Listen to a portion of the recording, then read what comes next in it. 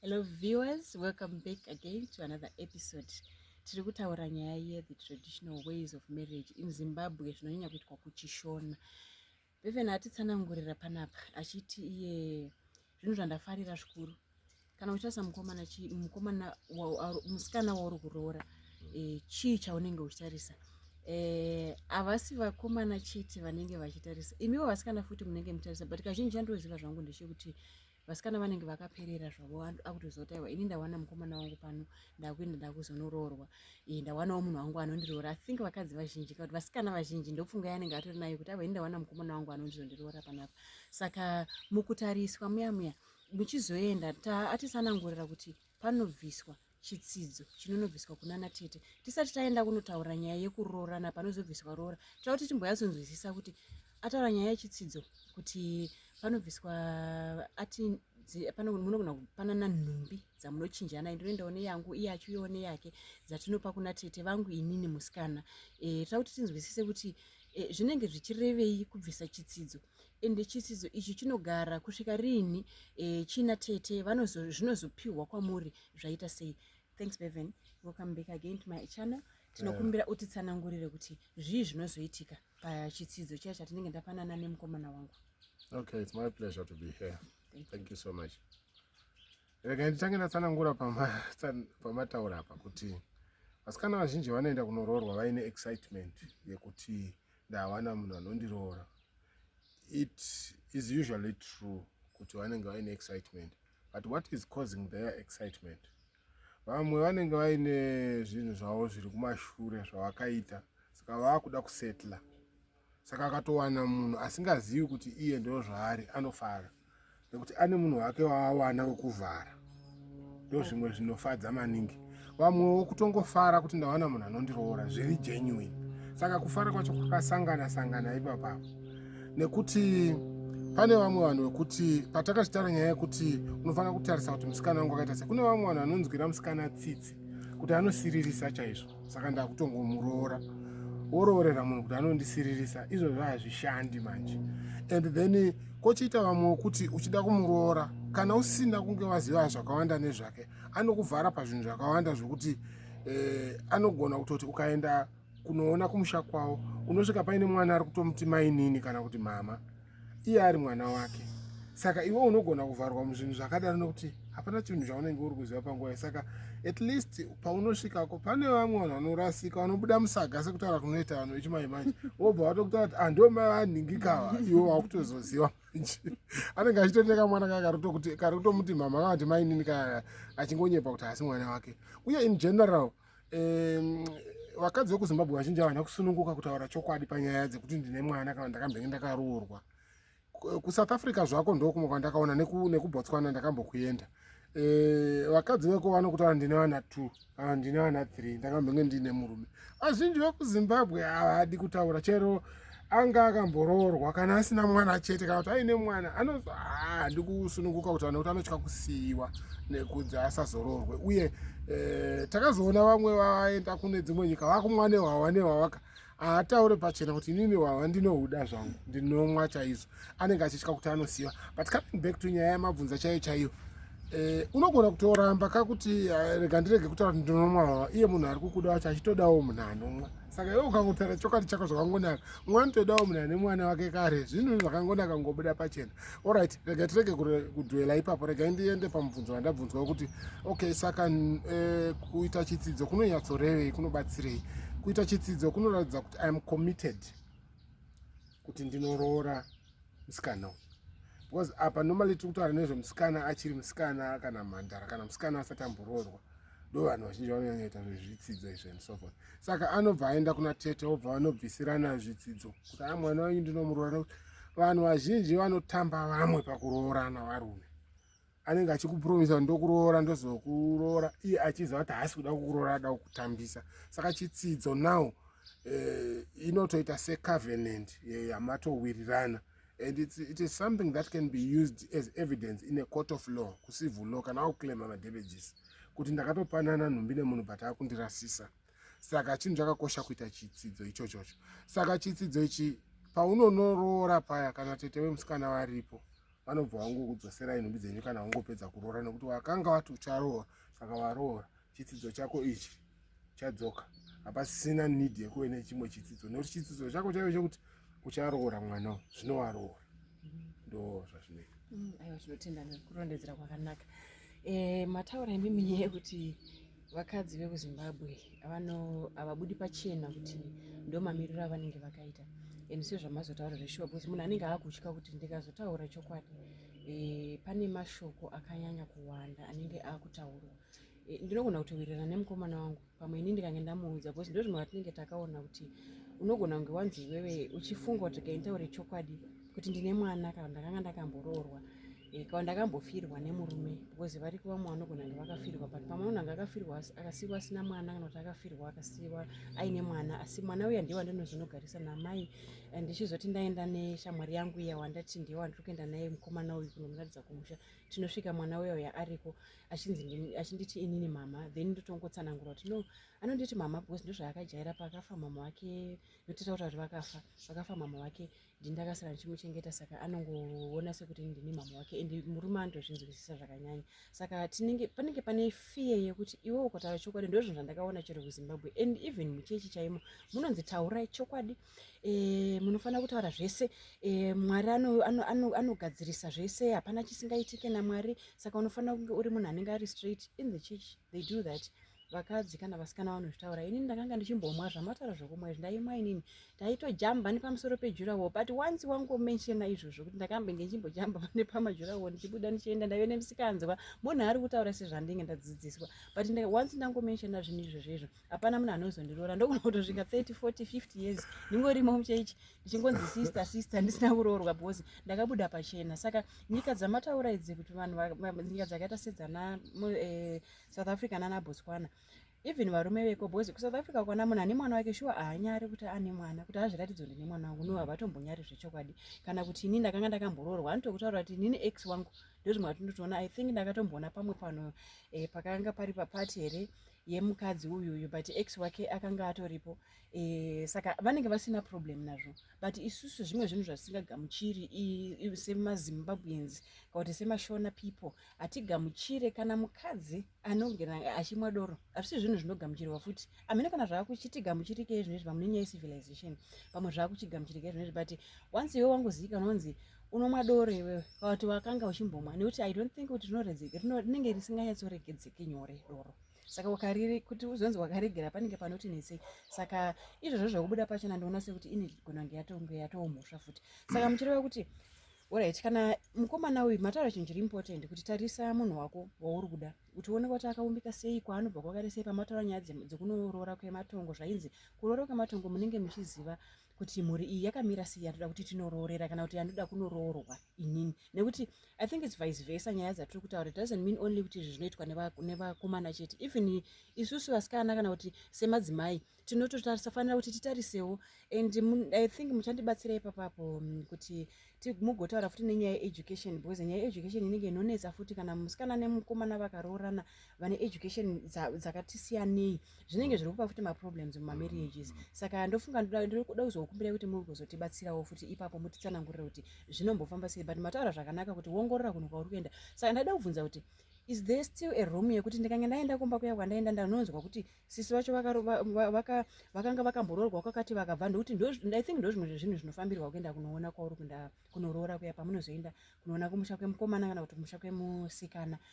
Mutarisa kuti hanzvadzi yake hanzi yanga yakamboroorwa yakabva, mai vake vakazobva vakazodai vakabva, uyo akafa, uyo akafirwa nemurume, uyo kanhoroondo ikako. Hatiti vanhu havafi, hatiti vanhu havarambwi, zvinhu zvinoitika, asi pane zvimwe mukaona pakutotaurika, hakusiko kuti zviri kungotaurika chete, panenge patori nenyaya iripo inoda kuenderana ndofunga nengozi kana kuti mweya unenge uripo. Saka zvinhu izvezvo I think kuti munhu azvizive zvese izvezvo, I think zvinhu zviri very very important.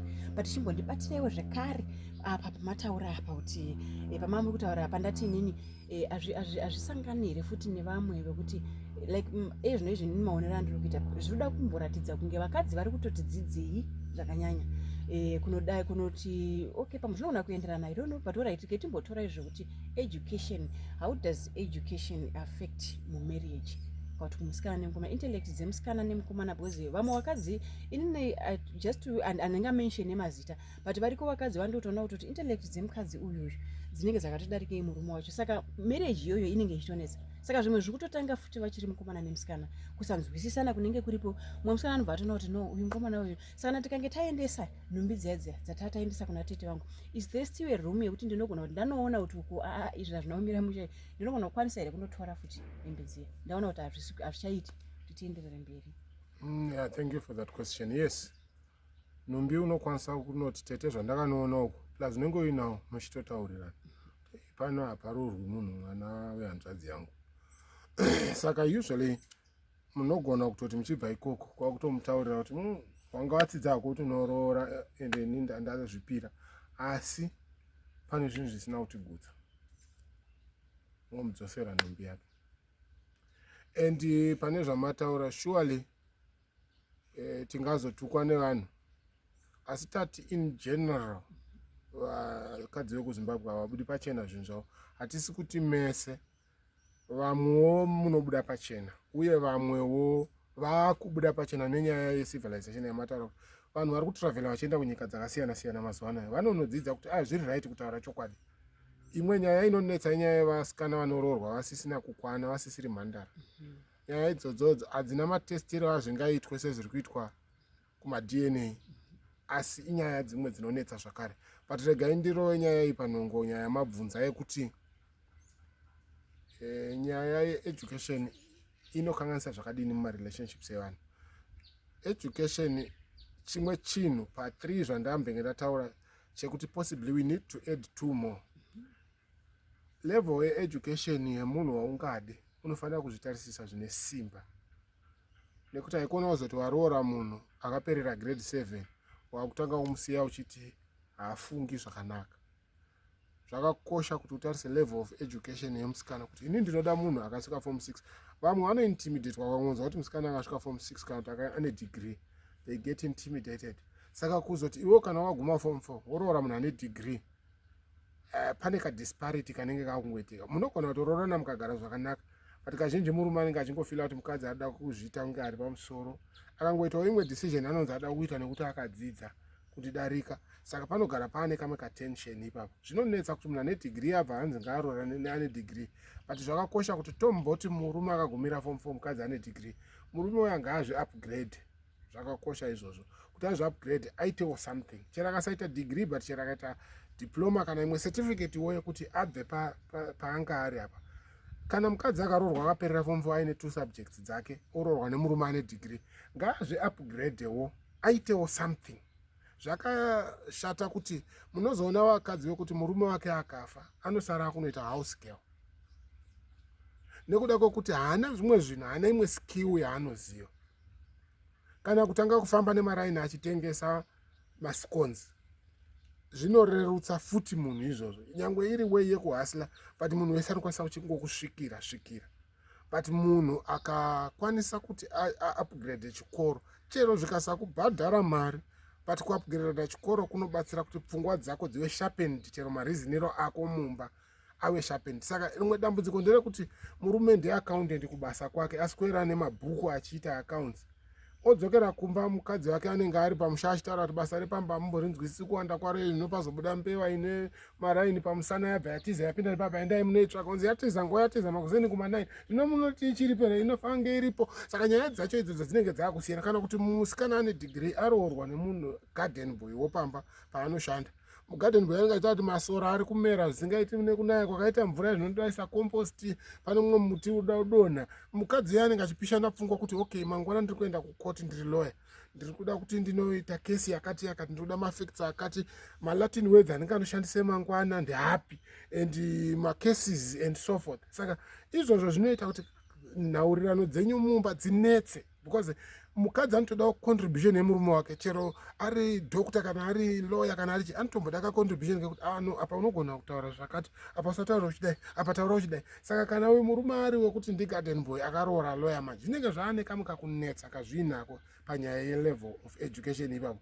Ndosaka muchizoona vanhu vazhinji vari mumaprofession akafanana vanoroorana maticha mazhinji anongoroorana vanhu vanoshanda mapurazi vanoroorana ipapo vanhu vanoshanda manesi anogona kuroorana because papurazi munogona kutoziva kuti nhasi tractor yafira kakwakati vanhu vanga vabata mbewa tazosakura maraini akareba nhasi nyaya dzenyu dzatopindirana. Then avavo vanenge vachiita zvemedicine vanenge vachitaurawo language yavo. Doctor akaroorana nanesi unogona kutoona vakatowirirana, headmaster akaroorana naticha vanowirirana, kana maticha ega, kana vanoshandawo mumahotera vakaroorana pachavo zvichingodaro. Tisingati hauroorwi nemunhu weimwe profession, but matambudziko azvinazvo ndezvokuti nyaya dzenyu chaizvo dzinogona kutadza kupindirana, chero mareasonero enyu pamaissues anogona kutadza kupindirana. And then ndakungoti rebese ipapo. Chimwe chinhu chinokosha inyaya yechechi dzamunopinda. Yes, thank you. Kumachechi kune dambudziko rekunzi rooranai. Vamwe vanototi zvakashata kuti vamanikidzirwe kuroorana vemuchechi imomo. Indinofunga kuti zvakanaka kuti vanhu varoorane vemuchechi mavo imomo, nekuti ukaroora munhu anobhilivha mumatombo nemvura, iwewe uchiti handidi kuona matombo nemvura, matone problem. Ukaroora munhu anoti anosunga ndaza muchiuno, iwewe uchitaura kuti isu tinobhilivha nezita raJesu chete, hatina tinosunga. Mukadzi wako kana akasunga ndaza aritoti ari protected, iwe haudi kuiona. Saka matone difference. Mwana pamunoita mwana anoendeswa kuna madzimai kunoshandirwa, iwewe unenge usingadi kuti aendeswe ikoko kunoshandirwa. And pamwewo baba unotoda kutoenda uchitosvuura musoro, uchitoenda netsvimbo yako kumasoro, mai anoda kugadzirwa musoro vachiiswa relax.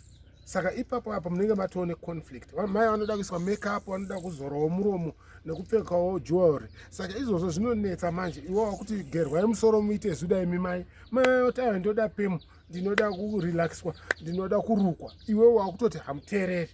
But inyaya conflict yereligion. Saka ndinofunga kuti zvakakosha kuti munhu anobhilivha zvaunobhilivha muroorane naiye munhu iye. Otherwise panoita conflict kubva pabelief system chaiyo, panobva patoita conflict. Thank you so much.